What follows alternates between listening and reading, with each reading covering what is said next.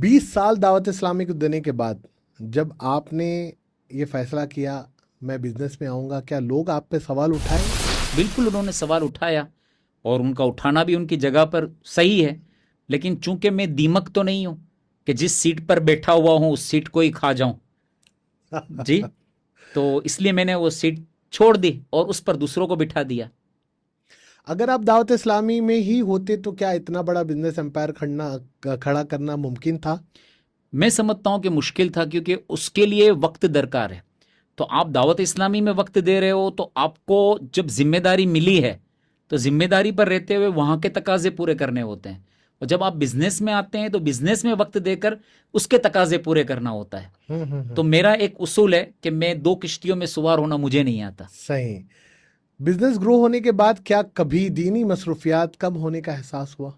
بالکل، کبھی کبھی ہوتا ہے، مجھے ابھی بھی یوں ہوتا ہے کہ میں اس ڈریس میں ہوں اور یہ جائز لباس ہے میرا جو میں پہنا ہوں، پینٹ شرٹ، تو اس پر بھی مجھے تبلیغ کا حق ملنا چاہیے، اور مجھے آج بھی فیضان مدینہ میں بلایا جانا چاہیے، اور میں نعت پڑھ سکتا ہوں، میں بیان کر سکتا ہوں، تو آج بھی مجھے مائک دینا چاہیے۔ پیدل میں نے سفر کیا، تو کیا پیدل سفر سے مراد کیا تھا آپ کا؟ پیدل سفر سے مراد وہی چل کر جانا۔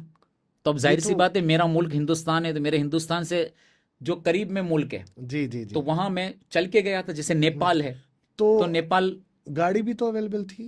ہاں، گاڑی اویلیبل تھی، لیکن میرا جذبہ تھا اچھا، کہ گاڑی اس وقت نہیں ملے گی اور مجھے تہجد میں پہنچنا ہے، کیونکہ تہجد سے اجتماع شروع ہوگا۔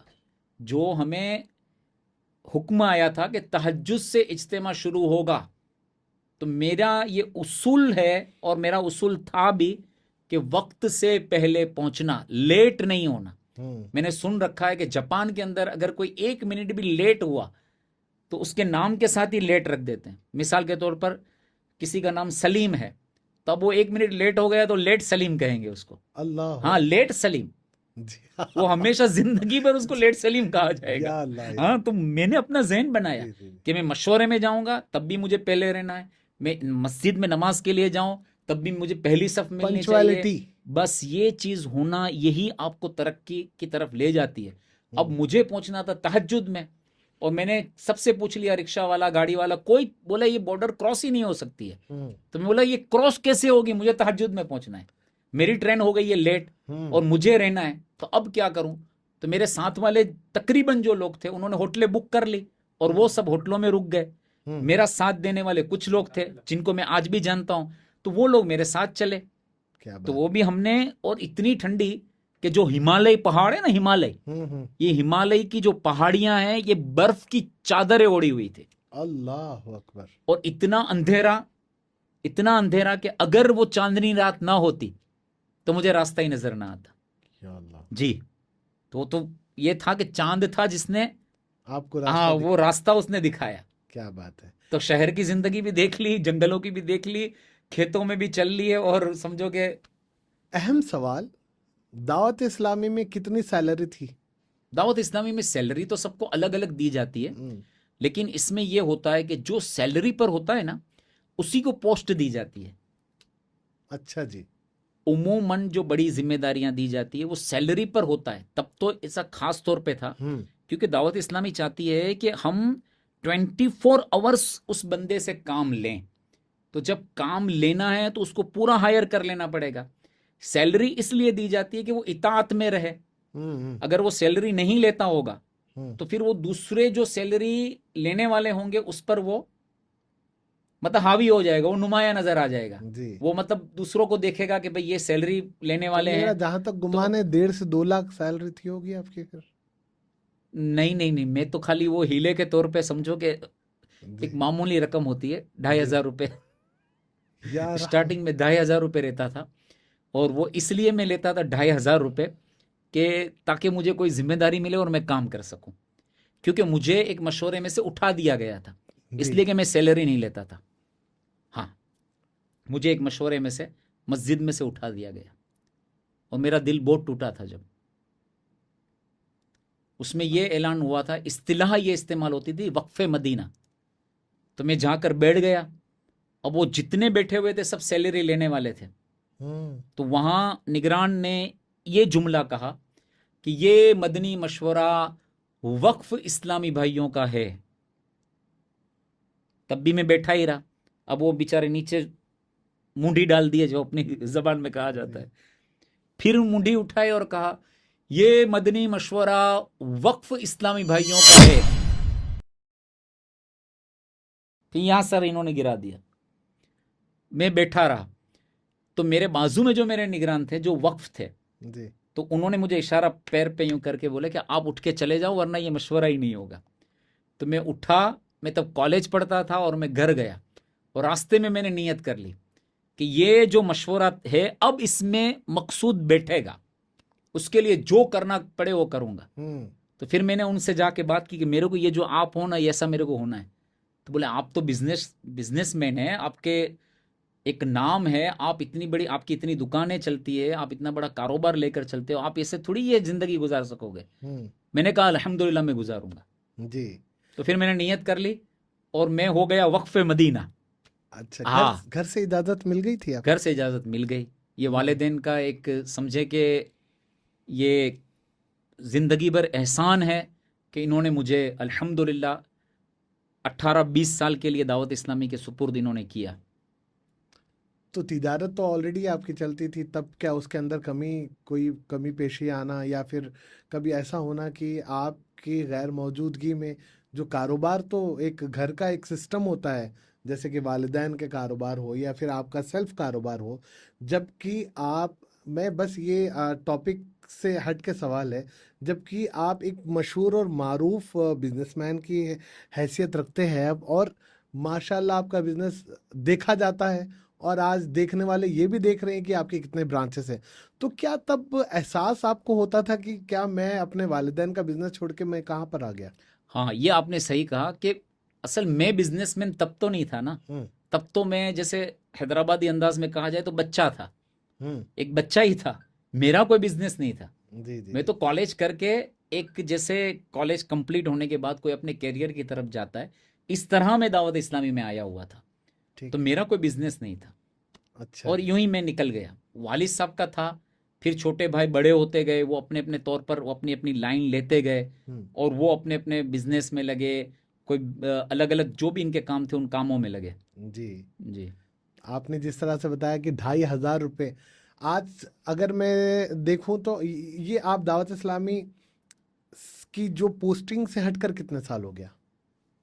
ये 2,500 में इब्तिदान आपको बता रहा हूँ. ओके. हाँ जी. फिर तो बढ़ते रहता, इंक्रीमेंट वगैरह वो सब सिस्टम में थी. अच्छा. तो वो जी. सिस्टम से बढ़ते रहता है. 2,500 बोले तो ये अब 2,500 नहीं, मैं बहुत पहले की आपको बात, स्टार्ट जब हुआ तो 2,500 कोई अहमियत भी नहीं रखते थे. तब भी 2,500 की कुछ वो ही नहीं थी. वैल्यू. लेकिन मुझे होना था वक्फे मदीना. जी. मेरे को उठाया क्यों? मेरे को उठाया क्यों? ये मशवरे से. जी. जिद थी एक. जी. और मेमन का बच्चा बिजनेस छोड़कर इस तरह दीन के लिए वक्फ हो जाए, इसके लिए मुझे एक मिसाल बनना था. इसके लिए मुझे आजमाइशें भी आई. मेरे निकाह में ताखीरें हुई. मुझे मेरी शादी की बात लेकर जब गए तो ना बोल दिया कि ये क्या, मतलब मस्जिद में, मतलब अजाने देने वाला बंदा क्या मेरी बच्ची को लेके चलेगा. अल्लाह. हाँ, तो कोई मुझे कोई मसला नहीं था, मुझे कोई गम भी नहीं था. मैं तो हंसी रहा था. जब मैं तो कहीं जाता था मार्केट में भी दावत इस्लामी के डोनेशन लेने के लिए, तो वो लोग भी मुझ पर हंसते थे कि आई मेम्बर नहीं हो, दावत इस्लामी में वक्फ ही हो, आई के बिजनेस नहीं करनो, बिजनेस करो इकरो थेला गिनी ने गाम गाम फिरी रही आयो. तर्जमा कि आप मेमन हो और इस तरह सामान लेकर ये आप फिर रहे हो, आपको तो बिजनेस करना चाहिए, आप क्यों बिजनेस से दूर हो. तो मैं दिल में सोचता था कि जब इसका वक्त आएगा तो अल्लाह तबारक व ताला की जानिब से ऐसी मदद होगी कि इंशाल्लाह वो भी काम हो जाएगा. क्या बात है. यानी कि एक ये तुम है ना कि तुम दीन के लिए जलील हो जाओ, दीन वाला तुम्हें जलील नहीं होने दे. तो ये बात बस जहन में आ जाती थी. दावत इस्लामी के साथ जुड़ना चाहिए, बहुत अच्छा है. घर को भी वक्त देना चाहिए. इससे मैं ये हरगिज मैसेज नहीं दूंगा कि मैंने 20 साल तक ईद नहीं की तो कोई बड़ा कारनामा कर दिया. ऐसा हरगिज मत करना. आप अपने घर वालों को भी वक्त देना. जो वक्त आपके पास बचे उसमें से थोड़ा वक्त, ज्यादा नहीं, थोड़ा वक्त, जितना आप कम वक्त दोगे उतनी लज्जत आपके ऊपर गालिब रहेगी. यानी प्यास बुझनी नहीं चाहिए, प्यास बाकी रहनी चाहिए. तो आप थोड़ा वक्त, मेरा पैगाम यह है कि दावत इस्लामी को बिल्कुल दीजिए. جو اس وقت ماحول میں ہیں ان سے گزارش یہ ہے کہ کما حق ہو، جو دعوت اسلامی کا زمینی کام ہوتا تھا جو کہ کم ہو گیا ہے، ٹھیک ہے نا، یہ میری شکایت بھی میں یہاں درج کروا رہا ہوں کہ زمینی کام کم ہو گیا ہے، مدنی قافلے کم ہو گئے، چوک درس کم ہو گئے، مسجد درس کم ہو گئے، صدائے مدینہ کم ہو گئی، علاقائی دورے کم ہو گئے. تو یہ سارے کام میں میرے مبلغ اسلامی بھائیوں سے آج میں سیما ریکارڈ کے اس پوڈ کاسٹ کے ذریعے میں عرض کرنا چاہ رہا ہوں کہ آپ سب ان کاموں میں لگ جاؤ، کیونکہ یہی امیر اہل سنت کی سوچ ہے کہ کرنے والے کام کرو ورنہ نہ کرنے والے کاموں میں پھنس جاؤ گے. تو ان کاموں کو اپنا لو، انشاءاللہ بیڑا پار ہے. تیسرا آپ نے کہا کہ ڈونیشن کے حوالے سے بالکل ذہن کھول کر دعوت اسلامی کو آپ ڈونیشن دیں. کوئی ایسا مسئلہ نہیں ہے کہ جسے ہم مسئلہ سمجھ رہے ہیں کہ کوئی پیسے کھا جائے گا یا کوئی رکھ لے گا یا غلط جگہ پر استعمال کر لے گا. ایسا آپ بالکل بھی مت سوچئے. بہت ہی نظام جو بنا ہوا ہے مضبوط بنا ہوا ہے. ہاں مگر میں ایک بات کہتا ہوں کہ آپ جس کو بھی ڈونیشن دیں، کسی بھی مبلغ کو آپ ڈونیشن دیں، آپ اس سے رسید ضرور حاصل کریں اور یہ دیکھ لیں کہ جو ڈونیشن لینے کے لیے آیا ہے اس کے اوپر کون نگران ہے، اس تک بھی آپ اطلاع کر دیں آپ کی تسلی کے لیے، ٹھیک ہے نا. وہ آپ کے پاس مان لو کہ علاقائی نگران آیا تو آپ شہر نگران کو بول دو کہ میں نے اتنا ان کو دیا ہے، پھر دعوت اسلامی کی جو رسید آئے گی وہ آن لائن آپ کو رسید بھی مل جائے گی. یہ پبلک رسید کے لیے لینا ہے، یہ پبلک کے لیے یہ پبلک کے لیے ہے کہ یہ آپ رسید ضرور حاصل کریں. آپ کو ڈونیشن کی باقاعدہ ای رسید بھی ملے گی، یعنی آپ کو میسج آ جائے گا، آن لائن رسید ملے گی. نہ ملے اور کوئی یہ بولتا ہے کہ نہیں میں بعد میں دوں گا یا یوں گول مول اگر کوئی کر رہا ہے، تو میں آپ کو اس چینل کے ذریعے آپ سے یہ گزارش کرتا ہوں کہ پورے ہندوستان کے اندر اگر کوئی بھی امامہ باندھا ہوا یا دعوت اسلامی کا حلیہ اپنایا ہوا، اگر کوئی بھی ایسا چیٹر آپ کو مل جائے تو آپ ہم سے رابطہ کریں. انشاءاللہ عز و جل ہم اس کو تو جو سزا ہوگی وہ ضرور دے کر رہیں گے، جو قانوناً سزا بنتی ہے وہ سزا ضرور دے کر رہیں گے. بہت سارے لوگ ہم کوئی اس کی فیور نہیں کرتے ہیں کہ ایسا کرنے والا دعوت اسلامی سے جڑا ہوا رہے. اگر آپ پکڑ دیتے ہیں اور پکڑ کر اس کا جرم ثابت کرتے ہیں تو ہم آپ کے شکر گزار ہوں گے. آپ نے کبھی اپنی زندگی میں ایسا محسوس کیا کہ دعوت اسلامی کی لبادہ اوڑھ کر کچھ فراڈ ہو رہا ہے یا کوئی چندہ کلیکٹ کرنے آیا جبکہ معلوم ہوا کہ وہ بندہ دعوت اسلامی سے ہے ہی نہیں؟ یہاں پر میں نے ایک شعر تیار رکھا ہے، بڑا پیارا شعر ہے کہ لباس خضر میں یہاں ہزاروں رہزن پھرتے ہیں، اگر جینے کی تمنا ہے تو کچھ پہچان پیدا کر. کیا بات. تو بس یہی ہے کہ ہمیں یہی دیکھنا ہوگا کہ یہ حلیہ پہن کر آیا ہے تو یہ دعوت اسلامی والا ہے یا نہیں ہے، تو یہ پہچان پیدا کرنا ہوگا. ورنہ امامہ تو آپ مکتبۃ المدینہ پہ جا کے پیسے دیجئے تو آپ کو امامہ مل جائے گا. ڈریس سلانا ہے تو درزی ناپ لے کے وہ اسی انداز کا حلیہ سی کر دے دے گا. تو کچھ پہچان جو پیدا کرنی ہے وہ جو ڈونیٹ کرنے والے ہیں ان کو ہی یہ پہچان پیدا کرنی ہوگی تو بہتر رہے گا. یعنی پبلک کو آپ پبلک کو ایورنیس لانی پڑے گی اپنے اندر کہ وہ جانچ لے، بھانپ لے، سمجھ لے کہ یہ بندہ صحیح ہے یا نہیں ہے. جی کیا بات. اب میں آپ سے کچھ چند سوالات پوچھنا چاہوں گا جو کہ خاص طور پر ایک یہ یوں کہیں کہ پبلک ڈیمانڈ ہی ہے. تو میں سب سے پہلا سوال، 20 سال دعوت اسلامی کو دینے کے بعد جب آپ نے یہ فیصلہ کیا میں بزنس میں آؤں گا، کیا لوگ آپ پہ سوال اٹھائے؟ بالکل انہوں نے سوال اٹھایا اور ان کا اٹھانا بھی ان کی جگہ پر صحیح ہے، لیکن چونکہ میں دیمک تو نہیں ہوں کہ جس سیٹ پر بیٹھا ہوا ہوں اس سیٹ کو ہی کھا جاؤں. جی تو اس لیے میں نے وہ سیٹ چھوڑ دی اور اس پر دوسروں کو بٹھا دیا. اگر آپ دعوت اسلامی میں ہی ہوتے تو کیا اتنا بڑا بزنس امپائر کھڑا کرنا ممکن تھا؟ میں سمجھتا ہوں کہ مشکل تھا، کیونکہ اس کے لیے وقت درکار ہے. تو آپ دعوت اسلامی میں وقت دے رہے ہو تو آپ کو جب ذمہ داری ملی ہے تو ذمہ داری پر رہتے ہوئے وہاں کے تقاضے پورے کرنے ہوتے ہیں، اور جب آپ بزنس میں آتے ہیں تو بزنس میں وقت دے کر اس کے تقاضے پورے کرنا ہوتا ہے. تو میرا ایک اصول ہے کہ میں 2 کشتیوں میں سوار ہونا مجھے نہیں آتا. صحیح. بزنس گرو ہونے کے بعد کیا کبھی دینی مصروفیات کم ہونے کا احساس ہوا؟ بالکل کبھی کبھی ہوتا ہے، مجھے ابھی بھی یوں ہوتا ہے کہ میں اس ڈریس میں ہوں اور یہ جائز لباس ہے میرا جو میں پہنا ہوں، پینٹ شرٹ، تو اس پر بھی مجھے تبلیغ کا حق ملنا چاہیے، اور مجھے آج بھی فیضان مدینہ میں بلایا جانا چاہیے، اور میں نعت پڑھ سکتا ہوں، میں بیان کر سکتا ہوں، تو آج بھی مجھے مائک دینا چاہیے. تو یہ مجھے احساس ہوتا ہے. اور کبھی نہ کبھی ہو سکتا ہے اللہ وہ دن بھی لائے کہ حلیے کے علاوہ جو میرے جیسے لوگ ہیں ان کو بھی وہ موقع ملنا شروع ہو جائے گا، اور ایک دن آئے گا کہ دعوت اسلامی میں انشاءاللہ اس وقت لاکھوں لوگ ہیں، اس وقت کروڑوں لوگ ہوں گے. تو بہت اکثر دیکھا جاتا ہے کہ جو حلیے میں نہیں ہے اس کو قریب آنے نہیں دیا جاتا. تو یہ کانسیپٹ ہے یا یہ طریقہ ہے کہ یہ بندے کو ہی آنے دیا جاتا ہے؟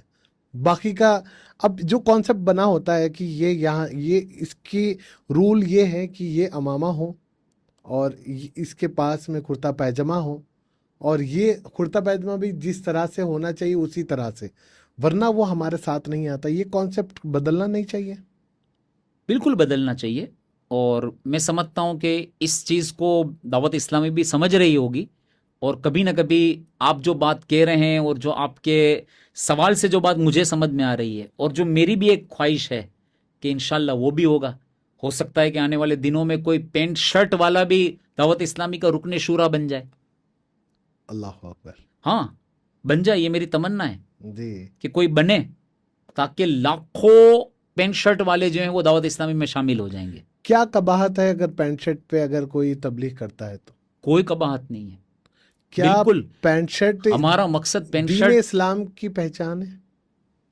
نہیں، پہچان تو دین اسلام کی بنی ہوئی نہیں ہے فی الوقت. تو جو بر صغیر کی آپ بات کرتے ہیں، پاک و ہند یا بنگلہ دیش وغیرہ کی بات کرتے ہیں، تو اس میں جو دیندار حلیے کے طور پر لیا جاتا ہے وہ پیجامہ اور اوپر جو کرتا پہنا جاتا ہے اس کو لیا جاتا ہے. اب وہ سنت ہے نہیں ہے، وہ بہت بڑی اس کی ایک الگ ایک بحث ہے، وہ ٹاپک ہے، اس پہ کبھی ہم ڈسکس کریں گے. لیکن وہ اسلام کا سمبول فی الوقت اس کو ہی سمجھا جاتا ہے. اور تبلیغ کرنے میں جو ہم جس سے وابستہ ہیں اہل سنت والجماعت، تو اس میں اس کو دیکھا جاتا ہے. لیکن چونکہ دعوت اسلامی گیم کو جو ہے وہ چینج کر دیتی ہے، تو مجھے ایک امید ہے کہ اگر دعوت اسلامی اس میں پہل کرے گی، اور امر بالمعروف کا جو اہم فریضہ ہے، یہ اس وقت جو عوامی لباس ہے اس میں بھی یہ حق دے دیا جائے گا، تو اس سے دعوت اسلامی کو بہت زیادہ فروغ ملے گا. ہم نے اپنی رائے رکھی. جی، کیا کبھی بزنس میں آنے کا افسوس ہوا؟ نہیں جی، مجھے تو بہت خوشی ہے کہ میں بزنس میں آ گیا، بہت اچھا کیا الحمدللہ. ظاہر سی بات ہے بزنس میں آنے کے بعد تو بہت مجھے خوشی ہو رہی ہے، میں اس پر اللہ کا شکر ادا کرتا ہوں. اگر بزنس اور دینی ذمہ داری ایک ہی وقت سامنے آ جائے تو پہلی پریورٹی کس کو دیں گے آپ؟ بزنس کے ذریعے پیسے کما کر میں انشاءاللہ خدمت کرنے کو زیادہ ترجیح دوں گا. ایک اور سوال رہ گیا ہے کہ آج کل کچھ لوگ کہتے ہیں کہ بزنس میں کمائی زیادہ ہوتی ہے، اس وجہ سے خدمت کو ترک کر کے بزنس میں آ گئے ہیں. یہ کیا صحیح ہوتا ہے؟ ہاں بالکل وہ صحیح کہہ رہے ہیں کہ بزنس میں فائدہ ہوتا ہے، پیسہ ہوتا ہے. جب پیسہ ہوتا ہے تو آپ کی بات لوگ سنتے ہیں، تو آپ کو پیسے والا ہونا بہت ضروری ہے. آپ کو دین کا کام کرنا بھی ہے، تو میرا مشورہ تو یہ ہے کہ آپ پہلے پیسے والے ہو جائیں. آپ نے کتنے دیا دعوت اسلامی کو ابھی تک؟ میں نے تو کچھ بھی نہیں دیا. جو مقابلے میں لوگ دیتے ہیں تو سمجھو وہ اگر سمندر دیتے تو میں نے تو قطرہ بھی نہیں دیا ہے. کیا ڈونیٹ کرتے ہیں آپ دعوت اسلامی کو؟ بالکل، میں دعوت اسلامی کو الحمدللہ ہر مہینے ڈونیٹ کرتا ہوں. کیا بات ہے، ماشاءاللہ. یہ جو پیغام ہے، آپ ہر مہینے جو ڈونیٹ کرتے ہیں دعوت اسلامی کو، تو ایسے کئی سارے لوگ ہیں جو اس وقت دیکھ رہے ہیں، کیا ان کو کیا پیغام ملنا چاہیے؟ یہ ایک، اس کے بعد میں ہم سیدھا ایک سوال ایک جواب. بالکل، انشاءاللہ تن من دھن 3 چیزیں ہوتی ہے نا، تو جیسی ضرورت ہے اس طرح سے آپ سپورٹ کیجئے. آپ تن دے سکتے تن دیجئے، من تو لگا ہوا ہی رہے گا، اور دھن کی ضرورت ہے تب دھن دیجئے. تو پہلے ہم نے تن کے ذریعے سپورٹ کیا، اب دھن کے ذریعے کر رہے ہیں.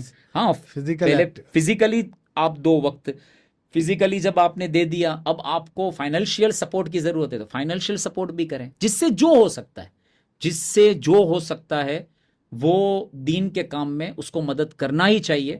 نہ دعوت اسلامی بلکہ ہر کسی کو مدد کرنا چاہیے، جو بھی اہل سنت کے جو بھی ادارے ہیں، جو بھی ہمارے ادارے ہیں، چاہے حیدرآباد میں جامعہ نظامیہ ہے، ہمارا اتنا بڑا ادارہ ہے، اس کو بھی مدد کرنا چاہیے. کیا بات. اب آپ وہیں پہ رکھیں گے، ادھر نہیں پلٹ لیں گے کیمرہ، ٹھیک ہے؟ وہیں پہ رکھیں. آپ کو میں چند سوالات پوچھوں گا، 10 میرے سوالات رہیں گے، اس کے اندر سانس لینے کا گیپ نہیں ہوگا. جو آپ جس طرح سے آپ کے ذہن میں آ رہا ہے وہی جواب. اگر آپ نے سانس لے لیا تو پھر وہ آپ نے سوچنے کا وقت لیا، ایسا سمجھا جائے گا. بالکل ٹھیک ہے؟ تو میں سوالات شروع کروں آپ سے. بالکل. چائے یا کافی؟ چائے. بزنس یا خدمت؟ بزنس. پروفٹ یا ریپوٹیشن؟ ریپیٹیشن. کتاب یا موبائل؟ کتاب. حیدرآباد یا دبئی؟ حیدرآباد. موبائل مارننگ یا نائٹ؟ نائٹ. ایک لفظ میں اپنی پہچان؟ غلام مصطفیٰ. ایک شخص جس کو آپ نے سب سے زیادہ انسپائر کیا؟ امیر اہل سنت مولانا الیاس قادری صاحب. کیا بات. ایک عادت جو ہر بزنس مین میں ہونی چاہیے؟ دیانت داری. اگر ایک میسج پوری دنیا میں دینا ہو تو کیا دیں گے؟ ایک لفظ میں اگر کہنا ہو تو یہی کہا جائے گا کہ ماں باپ کی دعائیں لے کر آگے بڑھو. کیا بات. بہت شکریہ، آپ نے بہترین اپنا وقت ہمیں فراہم کیا ہے، اور ماشاءاللہ اس پوڈ کاسٹ کو ایک آپ نے 12 چاند، میں تو 4 چاند نہیں بولوں گا، 12 چاند آپ نے لگا دیے ہے. بہت شکریہ، بہت مشکور ہوں. میں آپ کا شکر گزار ہوں سید عمران مصطفیٰ صاحب کہ آپ نے مجھے اس قابل سمجھا اور یہاں پر بلایا. اور میں آخری میں توبہ بھی کرتا ہوں کہ اگر میرے بولنے میں یا سمجھنے میں جو بھی غلطی ہو گئی ہو، اللہ تبارک و تعالیٰ اپنے فضل و کرم سے معاف فرمائے، کیونکہ ہم خطا کے پتلے ہیں، ہم سے غلطی ہو سکتی ہے. لا الہ الا اللہ محمد رسول اللہ صلی اللہ تعالیٰ علیہ وآلہ وسلم. بہت شکریہ، جزاک اللہ خیرن کثیرن. انشاءاللہ پھر ایک اور پوڈ کاسٹ میں آپ سے ملاقات ہوگی. تب تک کے لیے شب بخیر. السلام علیکم ورحمۃ اللہ وبرکاتہ.